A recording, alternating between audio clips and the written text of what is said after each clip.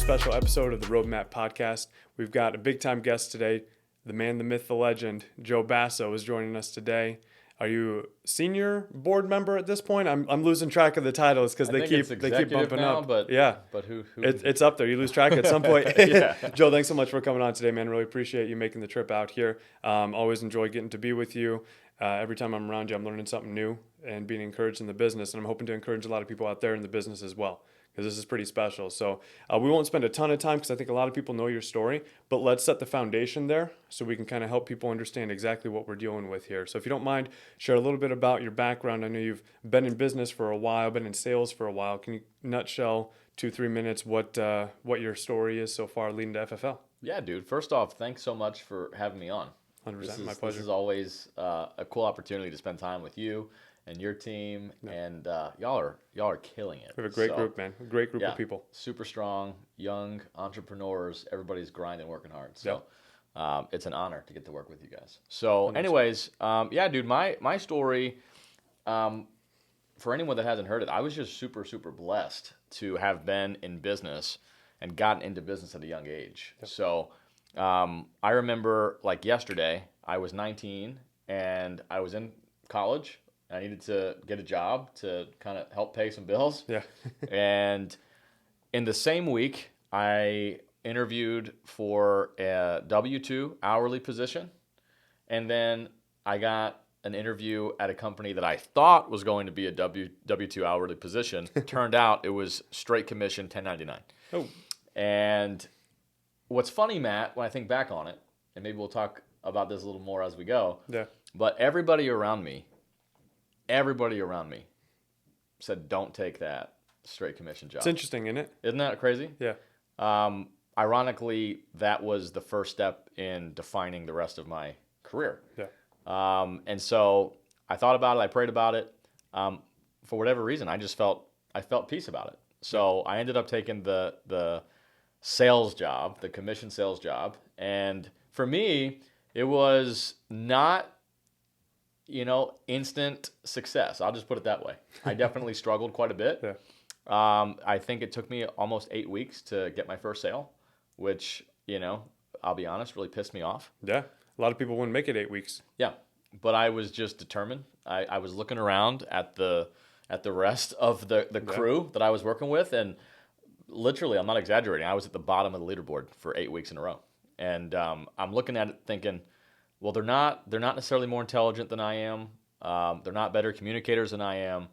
There's something that's missing, though. But if they can do it, I can do it. Yeah. And I think, that goes back to just having some great parents that kind of instilled that belief system that, 100%. hey, I could do anything that I set my mind to. And so this was the first time for me as a 19-year-old that I was utterly failing at something. But I look back now, it was a defining moment in my life. That's because huge. I was not willing to fail in final failure. Yeah. I was looking at it saying, okay, I'm going to figure this out. It's a matter of when. It's inevitable, but I will figure it out. So fast forward, I fell in love with sales and marketing. I finally figured it out. I had that light bulb moment where it clicked. Yeah. It was about the 8th or 9th week for me. And dude, the leaderboard reversed. Yeah. I went from the bottom to the top pretty fast because I was so intent. I was obsessed with figuring this thing called sales out. Little did I know I was launching myself into really entrepreneurship at a young age. This whole idea of 1099 independent contractor, before you know it, you're looking at, okay, well, I'm not defining my worth by an hourly rate. Yeah, that's so much freedom in that. It opened my mind to so many possibilities. Yeah. And then it became, the quest to find the right vehicle, which I think we'll probably, talk about a little bit today. Yeah. From there, man, graduated college, got involved in ministry full-time. I was doing business part-time. Back in 2016, I started my first business, which, myself, my business partner, it was just an incredible opportunity, right place, right time. Yeah. And, we've had a lot of success. And then in 2020, I was introduced to FFL, Family First Life, for the first time. And initial reactions? Initial reaction, I to be honest, I think my story was a little different than most in that I was doing very well. So it wasn't one of those things where it was like, okay, I can do this, and by selling at my own pen, make more than what I'm currently making. Right. It was one of those situations where I looked at the entire business scope, the opportunity as what it was, and I saw something that I truly believed, and it was explained properly to me. I could grind, go back to the drawing board on a new business launch, Yeah. which is an undertaking, but I truly understood early and quickly, this business is like a snowball. Yeah. It takes a little bit of time to put it together, right? That thing starts to roll. It garners a lot of momentum. Yeah. And it doesn't stop. It doesn't stop. So that to me was the exciting part. Yeah. And then also, I connected with the service aspect of what we do. Yeah. You know what I mean? Like you can sell, if you're a closer, you can sell anything you want to. Of course. Right? We've all sold lots of different things. Yep. So I knew how to sell. Connecting that to something that had a deeper value, Yeah. where you're making a bigger difference. So it's not just the what, it's the why. Yeah. The what, okay, sorry, go ahead. One of the things that I love so much about what we do is in most sales positions or industries, you can sell something to someone that's not a good fit and profit off of that. 100%. Right? A car they can't afford, a house they can't afford at that time, or a product they don't need, but you can convince them that they need it, or a luxury item that's not a good fit. But here, it has to help the client, or it's not going to work out for you. Period. And that's a unique thing, I believe, and from my sales experience and yours, where that's what we get to do here. Is 100%. You have to get good at helping people. And I think a lot of professional salesmen come in here, and that's kind of a rude awakening. It's like, oh, hey, no, I can't just force something on someone or smooth talk my way into this. I figure out how to truly help them, and that's where you win here. You win, and it feels so good. Yeah. Not only do you win financially, but the feeling, the freedom, and the joy that you get from going to sleep at night, knowing that you're truly impacting people's lives in a big way.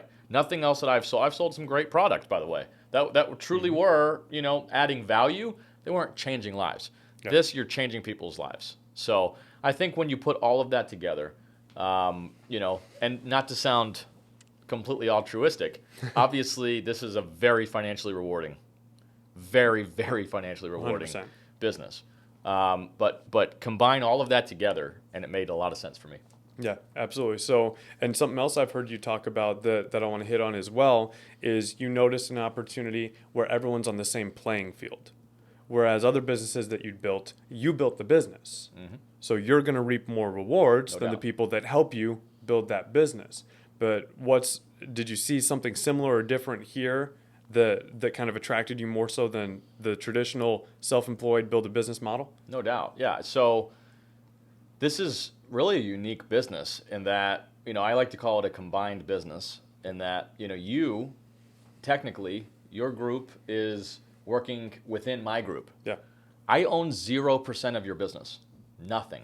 You own 100% of your business. Yeah. So the risk reward that I had to look at coming in, you had to look at just the same. Yeah. And I could make it my goal to help you and mentor you and vice versa. I learned a ton from you as well. That's the beauty of a combined business. Yeah. Our efforts, with synergy, propel us both forward. Yeah. And most businesses are not structured in that way. Most businesses are structured in that there's someone at the top taking all the risk, reaping the majority of the reward. Yeah, which is fair. Which is, by the way, that's capitalism. Yeah. I'm not at all against that. Yeah, you're the one as a matter of fact, signing the leases. I'm very much for that. Yeah. But in this business, you're kind of able to have the best of both worlds, where you're able to partner with really sharp, great people, which, by the way, is like the litmus test for me. Yeah. It's like, hey, you can choose who you are in business with. And I've said no to a lot of different people. And I'm like, I don't see them as a good fit gelling within our organization. Yeah. But if there's someone that you want to work with, I just recently heard somebody say this past week, they use the campfire test, which essentially states they only want to be in business with someone that they would sit around a campfire with in their free time and, chill, have some relaxation with. Yeah. And when you can kind of take that test and then you can win together as a team, dude, it's a really cool thing. 100%. Yeah. And so that's a great segue into where I want to go with this, because one of the things that I think a lot of people, I know I had this thought getting into it, and I think a lot of people see a sharp business guy like yourself. They see people that have come before us, built massive organizations here with the Family First Life Foundation, and they think, man, I've missed out, or I missed the right opportunity. Maybe I was skeptical, or maybe it just wasn't a good fit for me at that time. But now I'm seriously considering it. But what did I miss out on? Am I stuck behind people, or am I not going to be able to make as much as them? Or is it going to take me that much longer to get where they've gotten? And I think that's actually the reverse of what's true. What are your thoughts on that? Dude, you hit the nail on the head. So this is a really unique business in a couple different ways. We've heard a lot of people say that the insurance industry is a copycat business. Yeah. I think a lot of businesses are, in fairness, especially in direct sales, right? None more so than what we do.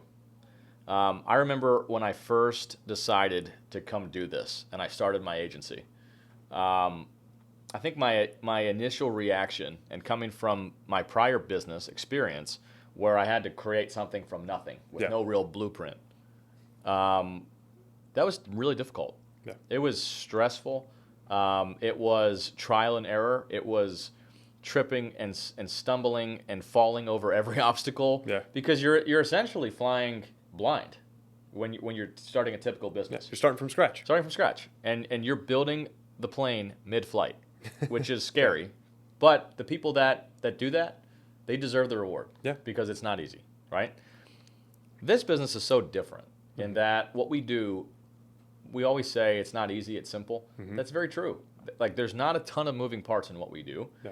And there's a lot of people that have gone before us and really quite literally been trailblazers. They've, just talking about the people just within Family First Life, I could list a bunch of names of guys and girls that have gone before us and built massive businesses. But when you actually talk with them and understand their timelines, what you're doing, Matt, and what I've been able to do with our volume, we've been able to collapse those time frames. We're able to reach levels in months that took some businesses years. Yeah. Not because we're better, not because we're smarter, certainly not because of any of those things. And it's not because we're even working harder. We're working our butts off grinding, but so did they. The difference being they were flying blind. They were having to go figure it out. We have the luxury now of coming in behind some of these trailblazers. Yeah. And, I'll name drop a Mark Mead. Mark has been influential, incredibly influential for me, being able to pick his brain, being in this industry for a decade plus prior to me getting here. Dude, do you think he hasn't had a lot of the same ideas or had a lot of the same ideas that I'm just now coming to? Yeah. Because a lot of us we come to the same spots, right? Think about it like a literal path. We're all walking down the same path. Now, some of us are walking at a snail pace. Some of us are jogging. Some are sprinting. So we're going to hit certain points at different stages than others. But let's just say you and I are both sprinting, dude. We're gonna roughly hit the same snags at the same time. Yeah. If we have the luxury of looking at an entrepreneur and a business that has already been there, done that, and gotten past it, like they're way further down that path than what we are, how silly, how crazy would it be to not ask for some advice, man? Yeah. Think about just a silly analogy, but I remember as a kid, take a road trip, Dad had an actual map. Yeah. An actual map. No, Mom had the map in the passenger seat trying to tell. Which was even worse. But think about that, dude. Yeah. You go back 150 years, there were no maps. You were literally like flying blind. You're just on a horse and buggy trying to figure out where you're going. Yeah. Hope you don't run into a river, right? Literally, right? Then there was maps, right? Now, I don't even have to touch a button. I get in my car and I'm like, hey Siri, take me to boom. People have been there, done that. Directions on home. That's great. You get the analogy. Yeah. So in this business, it's kind of the same. It's kind of the same thing. Like, dude, we're living in 2023 where there's been some really sharp people that have done this at a crazy high level, and we can talk to them the same way we talk to these devices. Hey, dude, I'm running into this snag. Have you ever hit this before? Dude, I can't possibly explain how much money and time people like Mark, Sean, have saved me by asking them some things that in the moment seem like a good idea. And they're like, no, horrible idea. Don't there, do done that, that. and here's why. Like, that makes sense, right? Yeah, 100%. It's and every person that goes down that trail, it gets smoother and smoother. It's smoother and Wider, smoother. easier to follow, and you have more people to talk to along the way. 100%. And like we were talking about earlier, they're combined businesses. Yeah. They want you to win. We're not competitors. Normally in a sales environment, you've got competitors. We deal with a lot of car salesmen because a lot of things that make sense to come on over here. Of course. Do the same thing, make more money. But think about what that looks like when you go to buy that car. They're pouncing. They have to. They have to. All these car salesmen, only so many people looking to buy a car. But then you come over here with what we do, and it's a combined effort. I'm building my business. You're building your business. I want to grow faster. You want to grow faster. We grow faster together. And that synergy that's created here with financial blessings that come from helping others every step of the way, it's incredibly unique compared to anything else that you can find out there. Yeah, I don't want to put you on the spot when I say what I'm about to say, but I'm over here in the Northwest Indiana office, right? Yeah. And you heard I was coming for this lock-in. We're gonna obviously record this podcast, and you're like, "Yo, you want to stay at my house?" Yeah. And I'm like, "Yeah, dude, I'd love to stay at your house." And I pull up to your house, man. You're living in a gorgeous community. You've got a spectacular home. How old are you? 27. You're 27 years old. You've been doing this for 2 years. Like, I think that we genuinely try to undersell the financial side of this business because we don't like to overpromise and underdeliver. We want to do the opposite. When I look at what you've been able to do in such a short amount of time, and it compounds in such a way, next year, dude, it gets nasty in a good way. I couldn't, I mean this from the bottom of my heart, I could not be any happier to see you winning at the level that you are. And I dare say, if you had joined Family First Life in 2013, I don't know if I've got what that takes. I don't know that I did either. Yeah. Like, it's a very different situation now. So for the people listening in, they're like, it's like, bro, me and you have been able to fly pretty fast. Yeah. Like, we're flying at crazy speeds simply because we know the hurdles have been cleared out. Yeah. Like we have air traffic control telling us where to fly. We don't have to worry about, hitting any other planes in flight. You know what I mean? And for people coming in, now they have the advantage of those that went before us and us learning. And like you said, you made a great point. We're out here going down the same, trails and trying to cut down some more trees as we go, make the path wider for anybody following behind us. So it's exciting, dude. It's exciting to see teams that are coming in right now. I think of a few off the top of my head that are just literally growing at speeds that are just unbelievable. Yeah. Like even faster than what we grew. And dude, we were growing like with rocket fuel. Yeah. And it just goes to prove the point. You haven't missed the boat. Our company, we're in our 10th year. That's crazy to think about. Brand new. we're a very, very, very young company. Yeah. And I really believe we're just starting to scratch the surface of where we're going to go. And we're attracting just the quality of people that we're starting to attract. Yeah. I think for a while, people are like, hey, is that a fluke? Is that real? Is it an MLM? Is it this? Now the numbers are getting so obnoxious, it's undeniable. Yeah. And I think that's a really nice thing for those of us here. And for anybody listening, dude, you can come in and you've got nothing but upside. Yeah. Because before, I'll make this point. If I was one of the original, members of Family First Life in 2013, dude, the reward was crazy high, but the risk was insanely high. When you look at risk reward at the beginning, dude, that's a really tough decision to make. It is. Now, what's wild, the reward is higher and the risk is almost non-existent. It's almost become a no-brainer if you know how to sell, if you are attracted to business, and you're not afraid to work hard. Yeah, it really is. It's crazy, and like you said earlier, we almost have to try to undersell it. We don't even want to say numbers because it's staggering, and it's almost like I talk to people. It's almost insulting to people that have gone to college for credible degrees, built businesses, advanced down career paths. Talk to a guy that started a landscaping company, great career, right? Talk to people that coming out of car sales, Yeah. real estate. Like we start naming all these different markets that people have come from, and it attracts so many people because it's just hard work, straight up hard work. And can you be coachable? That's it. And if you can, there's the path. Sky's the limit. Yeah, because I don't think, like you mentioned, creating a business from scratch, I never saw myself as being able to do that, but I can build the heck out of a Lego. You give me the pieces, you give me the instructions, it's done. 100%. I'll probably forget to eat while I'm building it. Like I'm laser focused on getting that thing together so it looks like that picture. But there's some people that are out there more like yourself where you can design that Lego for me and put the instructions together. And that's what people have done here for us at Family First Life. Here's the pieces, here are the instructions, go build yourself a business. And it's simple. I look at people that join our group now. Yep.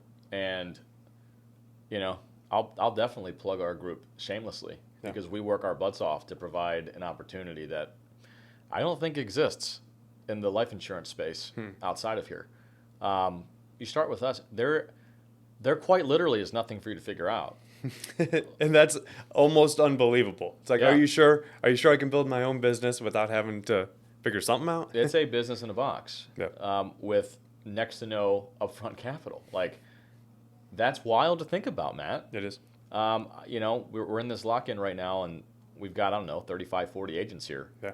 And the office is booming, man. It is. The vibe is great. Everybody's vibing out. It is. And learning We're at and growing. capacity. And, yeah, it's amazing. Like, it's a good lock-in when the Wi-Fi is Yes. starting to trip out a little bit.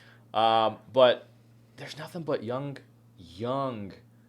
killers here that are quite literally changing their future in real time. And you're watching it, and you're watching things click. And to be honest, I get jealous in a good way. I'm like, I'm still young. I'm 31. But some of these kids coming at 20, 21, It's insane. where they're going to be a decade from now, it is unbelievable. Yeah. So, yeah, man. I mean, it's a good time. It's a good time to be an entrepreneur. It's a good time to be in commission sales. And quite frankly, I'm me, I'm never negative. But I'll say this, and we'll spin it to a positive. If I was right now listening to this podcast and I was working a normal 9 to 5, making $60, $70, $80, $90,000 a year, looking at inflation rates, looking at, you can see where your buying power is today with the American dollar. You can't live the way you want to live and make less than mid six figures. Yeah. Unless you're in the middle of nowhere and you are a very simple, which is some people, they're very simple. They're very content. If you want to live a middle class, upper middle class, or greater life, you've got to find a way. We're living in the age of the entrepreneur. Yes. Period. And it's never been easier. You don't have to go design the Lego. Go buy a set. and learn how to put it together pretty fast. And that's how you not just survive in 2023, that's how you thrive. Absolutely. Joe, if you could speak to wrapping us up here, I think this has been incredibly helpful to people. The opportunity's there, but we just can't stress the simplicity and the hard work of it. It's that simple. You have to go to work, and every time I'm talking to someone that's in that stage of that really sounds too good to be true, I'll just tell them, hey, just shadow us for a day. Just come watch what we do, and you'll see why so few people want to do this. It's just hard work, plain and simple. No way to out efficient it, no way to pay your way around it. You just got to put in the work, but it yields very consistent results when you put in that work. But if you could speak to a lot of people that are coming in newer in the business, if you could start over, right? We're only 2 years in, which is incredible to think. What other industry can you be 2 years in and be profitable, let alone insanely profitable. Think about all the upfront crazy. costs and all the different things. But if you could start over, what are some things that you would focus on day one if you're looking to capitalize on this opportunity at the maximum? Number one, you got to get rid of the doubt. The doubt, it's not serving you. It is punishing you. And I say this a lot when I interview, and I interview people, 5, 6, 7 times a day. That's like a big part of what I do, right? Because why would I not want to share this opportunity with as many people as I can? Every time I talk to someone, they say that line that I hate. This sounds too good to be true. I tell them to Google how many millionaires there are in the U.S. Do you know how many? I don't. There are millions of millionaires in the U.S. It's roughly 2% of the U.S. population, Matt. That's a few people. Millionaires. There's no shortage of money. Yeah. I think that for a lot of people, they grew up in a situation where, and I'm not trying to go Andrew Tate on us here. We don't need you getting carted off right now. No, but they grew up in the system. Yeah. Which was work for 40, 45, 50 years. And that number, by the way, continues to increase. Yep. Right? Till you get to retirement age. And so you're working for 45, 50 years, making ends meet, living week to week, maybe a little bit better than week to week, where you've got a nice vacation 1 week out of the year, and you gotta spend 51 weeks out of the year looking forward to one. Yeah. That's tough. Dude, that's not living. That's surviving, right? Yeah. There are so many better ways. You just haven't been exposed to it. Yeah. And so the thought pattern has been, and by the way, if you listen to the people that did that for 60 years, do you think they're going to recommend you do something else? Yeah. They don't know any better, or else they would have done it themselves. Yeah. So you can't take advice from those people. No offense to those people, Not at all. right? Because those are most of the people that I grew up with and know and love, Yeah. right? It's a risk tolerance thing. So number one, get rid of the doubt. There's no shortage of anything that you want in this world. None. You got to go work for it and grab it because somebody else is. Lots of people are, right? Number two, get out of your own way. So many people come into this thing and they claim to be coachable, but they're prideful. They're full of ego. I'll be honest, I fell into that trap for like 3 weeks. I thought I knew better, and then I fell on my face, and luckily I just figured it out in 3 weeks. And I was like, all right, teach me. My bad. My bad. Tell me, give me everything. And that's when we started to grow, right? So come in, get out of your own way, get rid of the pride, get rid of the ego. Like, become a student of the game quickly. I don't care how talented you are, what your background is, what your bank account looks like. You don't know what you don't know. Yeah. And so come in and be a sponge. 3, whatever you think your goal should be, multiply that goal. Yeah. Because you're just selling yourself short. Well, We've all been there. You have to rethink what's possible. Correct. Because most people, myself included, for one, I'm definitely in that prideful camp. Had to catch myself on that one. I think I've had to catch myself multiple times at that at that point. But this business changes what is possible and the timeline in which you can achieve that. 100%. And I think I've reset goals multiple times here. Like when you talk about the house that we've been blessed with, and the heritage I've been given, and the opportunity we've been given here, it's all thanks to this opportunity, because all you gotta do is go to work, and you'll see it happen. But that was the type of house that before this opportunity, I thought that we would be blessed with. Maybe we could be that cool family when our kids are in high school that their friends want to hang out with at their house. And now we're blessed enough to be in that type of situation, and it's different for everyone. Those goals, those dreams are different for everyone. 100%. But that was the type of house that my wife dreamed about, never even thought possible. I thought, no, it'll be possible. I just don't know how to get that yet. I gotta spend a couple decades working my way there. And then you see this opportunity, and it's like, holy cow! Give me a year and I'll get there. Give me 2 years and I can make mistakes and still get there. And that's what this is. So you're gonna have to level up those beliefs. Have to. Every single time. So you're getting rid of the doubt. You're being coachable. You're getting out of your own way. I think from there, man, it's quite literally, you gotta if you think you're grinding, grind harder. There's always that extra gear. You got to get into the extra gear, and typically another gear or two after that. Yep. And if you can do those 4 things, that's a pretty good ramp to success in this industry. The last thing I'll say to wrap up, that thought would be, you got to remember, Matt, we don't get paid for the yeses. Yeah. Wouldn't that be awesome? It would. We don't. We get paid to deal with rejection. Yeah. Right? So the only people that I see that actually don't make it here, I think it usually, in some way, shape, or form, routes back to pride and ego, because they can't handle being told no. They can't handle short-term failure. Yeah. I mean, well, life, the Bible, wisdom is very clear that holds you back no matter what you're trying to do. 100%.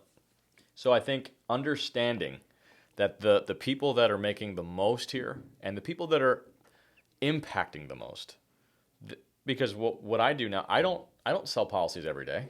It's not like I'm getting told no by clients. I get told no by agents. Yeah. I'm trying to help serve other agents, and I have to deal with that rejection all day long. People that I want it worse than they do. If I let every one of those people negatively impact me to the point where it affects me and my psyche and my goals and my dreams and my production and my family, man, oh man, dude, I would have quit a long time ago. Yeah. The people that make it the farthest, they quite literally build mental calluses to where they are laser focused, and every no is just one step closer to the next yes. Yeah. And if you can remember that and understand that business is nothing more than a math equation. That's all that it is. That's all that it will ever be. You've got to run the numbers to win. If you don't run the numbers will run you. Remember that. One of 2 things is happening. You're either putting the numbers in your favor and winning, or you're not, and nobody wins long term without the numbers in there. No one. Doesn't matter how talented you are. Doesn't matter what your background. It's irrelevant. The numbers tell the story. That's it. I think it's plain and simple. I think there's been a ton of help to a lot of people, to myself and to a lot of people out there, Joe. So I appreciate you coming on. Appreciate you pouring into me and the team here. I'm looking forward to a big year. We're just finishing up Q1, and I think that we've learned a lot from others and from ourselves on how not to do this, or how to do this less efficiently, less profitably, with less speed. And so I think it's all gas, no brakes at this point, and we're looking for people that are looking to put the pedal to the metal as well. Dude, let's end with that. All gas, no brakes. It's that simple. Let's go. That's a wrap. Felt good.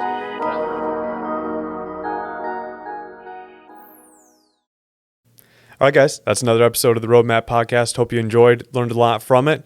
Click that like button and subscribe. We'll hope to see you around.